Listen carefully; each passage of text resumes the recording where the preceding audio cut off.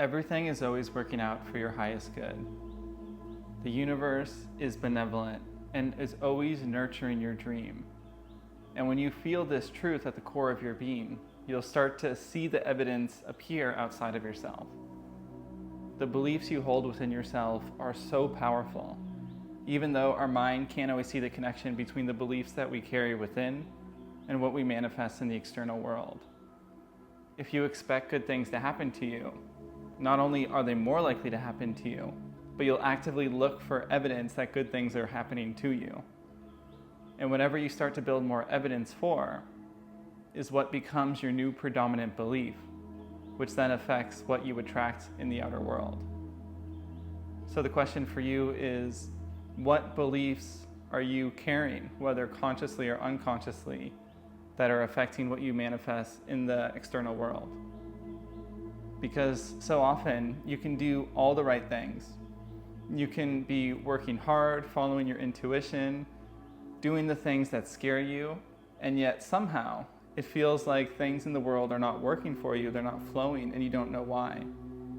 When this happens, it can feel like the universe is actively working against you. But underneath that false idea is the truth that it's just some belief that you hold, and you may not even realize that you're holding it, that's giving you evidence that reinforces what you already believe to be true. So once you bring awareness to the beliefs that you hold, then you can change them. And when you change them, everything in your external world shifts. So the question is, how do you know what beliefs you're holding?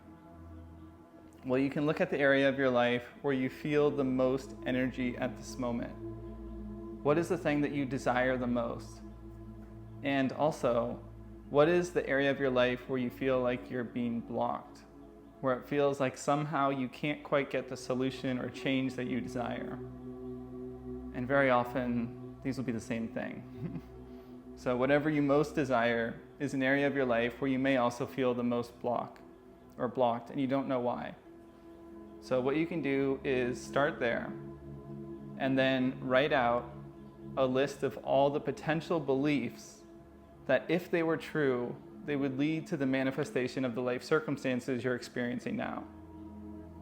So for example, if you were to carry a belief that it's hard to make a living by sharing my art, if that belief were true, would that lead to the experience you're currently experiencing in your external world?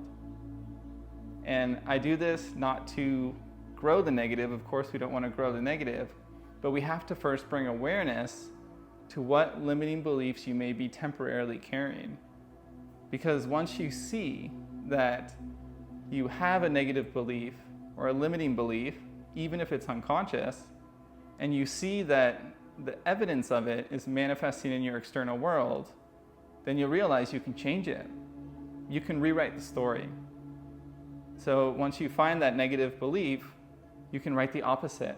You can write an empowering belief that proves that limiting belief wrong. You can say, my art is loved by so many, and people value my art and are willing to pay huge amounts for it. And if you're coming from that limiting belief, this idea may not feel true only because you've gathered so much evidence saying the opposite. But once you've written that new belief that you want to embody, you can start to actively look for evidence where your art is valued and appreciated by others. And if you look for it, you'll find it. Maybe someone will buy your art if you sell it, or if that doesn't happen immediately, maybe you'll start to pay greater attention to when someone gives a genuine, heartfelt compliment to something that you've created. And in your mind, you're thinking, oh, that's evidence that people do value my art, that people are willing to pay for my art, that my art is valuable to the world. And whenever you start looking for evidence in either direction, positive or negative, you'll find it. Because there's practically or essentially an unlimited amount of evidence in the world to feed almost any belief you could carry. So for someone that has always had the belief that their art is valuable, and they've never once doubted it, to them that's normal. It's normal that their art is highly valued and appreciated by others. They've always believed that, That's a belief that they carry. They may even carry it subconsciously or unconsciously if they've had it for their whole life. But to them, the opposite seems preposterous. To that person, the idea that their art doesn't have value just seems so not true that they would never take on any of that evidence because they have so much evidence saying the opposite.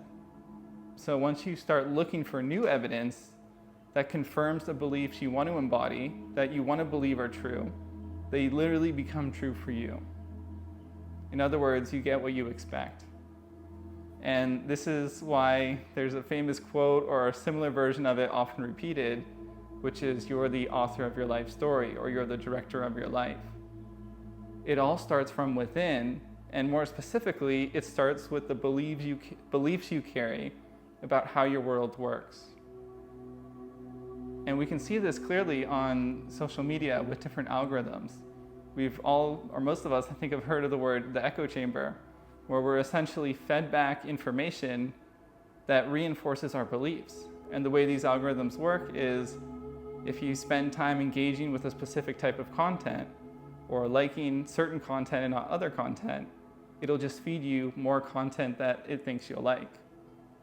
And in a lot of ways, it's similar with your beliefs. If you expect certain things to be true, the world will give you more things that match what you expect, more things that you focus your attention on, that you essentially like by thinking about it or focusing on it or taking it on as evidence, will then be fed back to you in different ways. So your power lies not in trying to change the manifestations in the external world, but instead by looking within yourself and trying to uncover those beliefs that you hold. Because from the universe's perspective, what's loved you unconditionally, it doesn't see beliefs as good or bad. Whatever belief you carry is what evidence you'll then attract. So it's up to you to say, okay, what beliefs do I carry now? Maybe some of them I learned from growing up through witnessing society, and then you get to decide which beliefs you want to keep and which beliefs you want to shift. Because there are probably a lot of beliefs that you don't want to get rid of, you don't want to change. You may believe that ultimately around the world, almost like most people, almost all the people you meet are kind. And you just see kind people wherever you go. And let's say you travel a lot and you always seem to attract wonderful people. Well, there's no reason to change that belief. That's a beautiful belief. But then going back to the example of, let's say you have this belief that it's hard to make a living from your art, that may be a belief that you want to shift or change. So ultimately, you get to have that power of which to change and which to keep. And the easiest way to change a belief is to identify the current belief that you have in a certain area of your life, and then to write out the new belief that you want to adopt, which is very often the opposite of the one that you don't want anymore. And then you look for new evidence to support your new belief, and you also, and this is the hardest part, but the most important part, is stop feeding the evidence that seems to support your old belief. So you want to be focusing more on the evidence that proves your new belief is true without getting caught up in the old stories that are just different evidence in the world saying that your old belief is true. Because eventually the scales will tip. Eventually you'll start to attract and manifest more evidence that proves your new belief is true.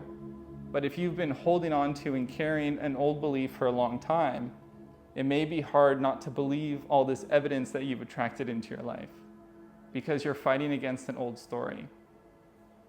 And so my biggest tip when you're changing one of these beliefs is, instead of focusing all your energy on trying to fight the old belief or fight the old story, focus on nurturing the new story.